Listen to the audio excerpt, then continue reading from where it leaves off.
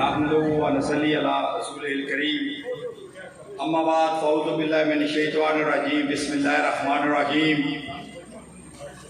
वफ़ाओं की, शहीदों की सरजमीन पलाक और उसमें बसने वाले मेरे दोस्त, मेरे बुजुर्ग, मुझे अच्छी तरह याद है कि जब 2000 में मंगला डैम की तहरीक को मैं मुनज़्ज़म कर रहा था तो पलाक के मकाम पर जब मैं आता था तो मुझे बुजुर्ग बाबा शफी जो चौधरी जावेद के वालिद हैं वो इस्तकबाल करते थे, राजा लाला अली शान इस्तकबाल करते थे, लाला अलादित्ता इस्तकबाल करते थे, अदरीस चौधरी इस्तकबाल करते थे और उनके साथ ये सारे नौजवान चौधरी जावेद इकमाल मिलकर उस तहरीक को मुनज़्ज़म करते थे।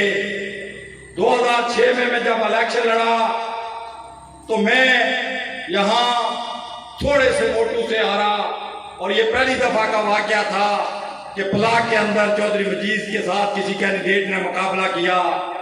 वो मोहब्बतें, वो खुलूस जो 2000 से 2006 में मिला, आज 2021 में भी उसी तरह मौजूद है। मेरा छोटा भाई मेरे बेटों की तरह यहाँ आसफ चौधरी जो कोठा से वो भी मौजूद है।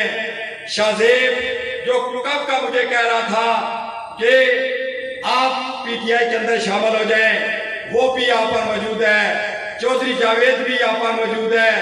मेरा दोस्त अदरीस चौधरी यहाँ पर मौजूद नहीं है मगर उसका दिल हमारे साथ मौजूद है। मैं खालिद साहब का, लाला अलादित्ता साहब का, मास्टर मुमताज साहब का, मास्टर परवेज साहब का, लाला रजा का, नकाश और उसकी सारी टीम का, सरफराज और उसकी सारी टीम का अगर मैं नाम लेना शुरू हो गया तो शायद मेरी तकरीर अधूरी रह जाए। मैं सबको अस्सलाम वालेकुम कहते हुए अपने असल मौजू की तरफ आता हूं। जिस तरह के आपको पता है कि 25 तारीख को इलेक्शन होना है और आपने वोट देना है और इस वोट से पहले आपने स्टेज पे आकर अपना रोना भी रोया है कि पानी नहीं है। जफर साहब वही रोना, आप नमाज पढ़ने गए थे, मास्टर परवेज साहब कह रहे थे वोल्टेज की कमी, 4 दिन बिजली नहीं आती, ट्रांसफार्मर जल जाता है तो ठीक करवाने वाला कोई नहीं, सड़कें आपनों की बना दी, हमारी नहीं बनी। 96 लाख रुपए की वाटर सप्लाई का पैसा मिला, बैंकों के अंदर से सूद लिया, एक एक टके का मुझे पता है, एक एक रियाई का पता है। मौका नहीं मिल रहा था। आपके स्कूल का 3 करोड़ रुपया मंगला डैम रेजिंग प्रोजेक्ट में आया, यूनाइटेड बैंक में अकाउंट था, हर महीने प्रॉफिट आता था और आज 8 साल गुजरने के बावजूद वो स्कूल मुकम्मल नहीं हुआ। 25 जुलाई को आप छोड़ दें, इसके बाद सफर अनवर उसका हिसाब रहेगा। इसका भी इदराक है कि स्कूल क्यों नहीं बना अभी तक, किसने नहीं बनाया? खड़पैचों ने। वही वोट लेते थे आपसे खड़पैच, वही बच्चे आपने मुजफ्फराबाद में जाकर उनको जॉब दिलवाते हैं। हम नंगी तलवार बन के आए हैं उन खड़पैचों के खिलाफ, मगर वो नंगी तलवार उस वक्त तक मुकम्मल नहीं हो सकती जब तक आप वोट को अमानत नहीं समझते। अमानत किस तरह? कुरान में आया है कि वोट अमानत है। अल्लाह ताला ने आपको अमानतें दी हैं और अमानत में जो खयानत करता है वो गुनाह करता है। इसलिए कि जब आप वोट देते हैं तो आप गवाही देते हैं अपने लीडर की, गवाही सच्ची देनी चाहिए, झूठी नहीं देनी चाहिए। आप फरमाइश करते हैं, फरमाइश जायज होनी चाहिए, नाजायज नहीं होनी चाहिए। वोट के जरिए आप अपना वकील बनाते हैं, वकील सच्चा होना चाहिए, वकील झूठा नहीं होना चाहिए। ये अगर आप बात समझ गए पलाक वालों तो मुझे यकीन है कि 25 जुलाई को आप गलती नहीं करेंगे।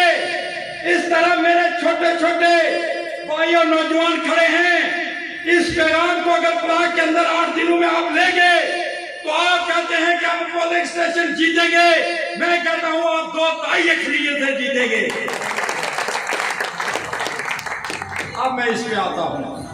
मेरे प्राग के अंदर दोस्त गवाह हैं, जब मंगला डैम की तहरीक चल रही थी, मैं जहां मंगला डैम की एक्सटेंशन की मुखालफत करता था, वहां इन अन्नू को वो तरीका भी बताता था कि जब ये वापडा के साथ या जनरल जुल्फकार वापडा के चेयरमैन मुज़ाकरात करते हैं तो उनसे वो चीजें रिसीव करें। और मैंने तजवीज पेश की कि प्लाट के लोगों के लिए इसी पहाड़ी के ऊपर एक टाउन बनाया जाए। किसने नहीं बनवाया? कौन था आपका एमएलए? खड़गपुर, बताओ मुझे।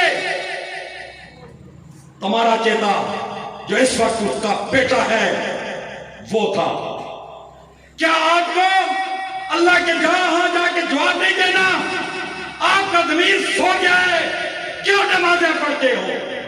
इसलिए कि ला इलाहा इल्लल्लाह, कोई महबूद नहीं सिवाय अल्लाह के। तो फिर उसके सामने क्यों झुकते हो? उसके सामने फिर क्यों जाकर हाथ फैलाते हो? उसी को घबराहट क्यों मानते हो कि जिसने तुम्हें अधूरा छोड़ दिया?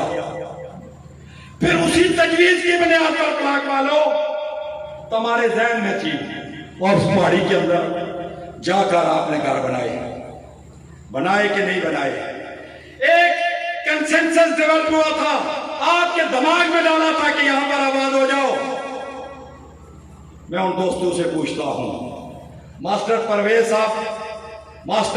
साहब इसके गवाह हैं। जफर अनवर साहब, 1 साल पहले मैं यहां पर आया, अवेयरनेस कैंपेन लॉन्च की कि इन लोगों का ये मसला मैं हल करवा सकूं। ये जंगलात की जगह पर बैठ गए हैं, इन्होंने घर बड़े बड़े बना लिए, कल इनको कोई उजाड़ न दे। मैं इनके पास आया, इनको बिठाया, मैंने कहा मैं ये काम नहीं कर सकता। राजा फारूक हैदर और चौधरी मजीद दोनों दोस्त हैं। मेरी इस कैंपेन की वजह से जब सुबह तस्वीरें लगेगी और चौधरी मजीद देखेगा कि आरफ यहां पर पहुंच गया है और उसने मसला उजागर कर दिया कि इन्हें हकूक़ मलकियत मिलने चाहिए, वो आपका मसला हल करवाने की कोशिश करेगा। मगर मैं आपको यकीन से कहता हूं कि वो इलेक्शन तक हल नहीं करवा सकेगा। वो आहिस्ता आहिस्ता ऊपर लेके जाएगा ताकि ये मसला हल ना हो, ये लोग मुझे फिर गला बन के मुझे फिर वोट दें। अब आप अपने मुंह से कहते हो कि 70% काम हुआ है। अगर 70 हो गया तो 100 क्यों नहीं हुआ? अगर 100 नहीं हुआ, आज प्लाट के मकाम पर खड़े होकर तुम तक पैगाम पहुंचाना चाहता हूं। अगर आपने प्लाट से जफर अनवर को न जितवाया तो फिर आप क्या करेंगे?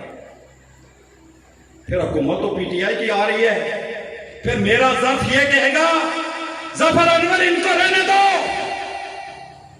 चौधरी मजीद करवाएगा जो फिर आएगा ही नहीं। मगर हमारा जर्फ ये नहीं है। हम लड़ने वाले लोग हैं, लोगों की हकूक़ की हिफाजत करने वाले लोग हैं। आप वोट दो या ना दो, पीटीआई की हुकूमत बन गई तो इंशाअल्लाह ताला प्लाट के लोगों को हकूक़ मलकियत हासिल करवाएंगे।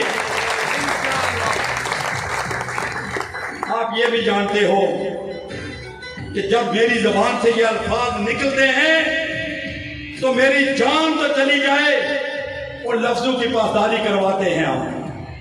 जफर अनवर साहब, यहाँ पर स्कूल का भी मसला है जो बताया, यहाँ पर बहुत सारे मसाइल हैं, वो भी आपके सामने रख दिए। फिर मसला वही है जो आप कहते हैं और हम कहते हैं, नौजवानों की नौकरियां। और मेरा मानना फिर वही है जो मैं अपने आप कह के आया हूं कि प्लाट के अंदर इतना पोटेंशियल मौजूद है कि हम सियासत को इतना फरोग दे सकते हैं। ये जो घर बने हैं उस पहाड़ी के साथ, कई दफा मैं अपने दोस्तों के साथ सर्वे कर चुका हूं कि दरिया पुंछ के किनारे इतनी जमीन है, अगर हम अपने ओवरसीज कश्मीरीज को यहाँ पर लीज पे जगह दी, होटल और मोटल हमने यहाँ पर प्रमोट करने की कोशिश की, पार्क बनाने की कोशिश की, ये प्लाट के बच्चे आपसे नौकरी नहीं मांगेंगे, बल्कि वहां पर अपने टूरिस्ट हट्स बनाकर अपना पैसा दुगना कमाएंगे। इसी ब्लॉक के ऊपर एक पहाड़ है, मैंने वहां का विजिट किया। कल ये ना हो किसी की नजर ही लग जाए, दिन थोड़े रहते हैं इसलिए आपको बता रहा हूं। खुदा की कसम पूरे हल्के के अंदर, डडियाल के अंदर, मीरपुर के अंदर, बल्कि 13 हल्कों के अंदर मैं गया हूं। मैंने वहां पर सर्वे किया economic planning development and reform board के चेयरमैन के। सबसे खूबसूरत जगह, सबसे नजारे वाली जगह, सबसे खुली जगह इस पहाड़ के ऊपर मौजूद है। अगर हमने उसको डेवलप कर दिया तो हम पूरे हल्के की नौकरियां वहां पर दे देंगे, हमें जरूरत ही नहीं पड़ेगी। तो मेरे दोस्तों, ये जो आपके मुश्किलात थी, आपकी जो गुजारिशात थी, मैंने आपकी जबान बन के जफर अनवर साहब तक पहुंचाई है। मगर एक बात यकीन से कहता हूं, ईमान से कहता हूं, अल्लाह को हाजिर नाजिर जान के कहता हूं, बड़ा मुश्किल लफ्ज होता है ये कहना। मुझे यकीन है कि ये मेरा भाई जफर अनवर जो 99 नाम अल्लाह के सफाती नाम पढ़ता है, जो बवुज़ू रहता है, जो नमाज पढ़ता है और ला इलाहा इल्लल्लाह पर यकीन रखता है और मोहम्मद रसूलुल्लाह पर यकीनी ईमान रखता है, वो यहाँ पर खड़े होकर ये सारी चीजें करके आपके साथ 40 साल वालों की तरह ना मदारी बनेगा, ना व्यापारी बनेगा, ना पपियां डालेगा, ना चप्पियां डालेगा, बल्कि आपके कौलो फेर में तजाद पीने नजर आएगा और आपके तमाम मामला हल करेगा और झूठ नहीं बोलेगा। आखिर में बगैर उसको ऊपर लेकर जाए हुए मेरा एक पसंदीदा शेर है, वो मैंने नहीं पढ़ा इन दिनों में। आए पलाक शहीदों की धरती पे हूं तो मेरा दिल आ गया है कि मेरा जो रूह है वो श्रीनगर के अंदर बैठता है, भटकता है उन शुदा के साथ, शुदा के कब्रिस्तानों में उस तरह है। तो मैं क्यों ना वो शेर पढ़ूं। मैं ख्वाबों का सौदागर हूं। ये सिर्फ ख्वाब ये नहीं है कि आजादी मिले, ये ख्वाब है कि मेरा हल्का आजाद हो, ये ख्वाब है कि उन व्यापारियों से जान छूटे, उन मदारियों से जान छूटे। चौधरी अब्दुल मजीद ये कहते थे कि मैं मरूसी सियासत नहीं करता, आज एक बेटा नहीं 2 बेटे दे दिए, अगले 50 साल इनको भुगतोगे। उनसे जान छुड़ाने के लिए मैं कहता हूं, मैं ख्वाबों का सौदागर हूं, क्या तुम मेरे ख्वाब खरीदोगे? कुछ ख्वाबों के गुलदस्ते हैं, कुछ महंगे हैं, कुछ सस्ते हैं, कुछ ख्वाब मेरे बैरूनी, कुछ जहनों में भी बसते हैं। इन ख्वाबों में कश्मीर भी है, मजलूमों की तस्वीर भी है, सब ख्वाब है मेरे बुनियादी, ताबीर है जिनकी आजादी, आजादी, आजादी।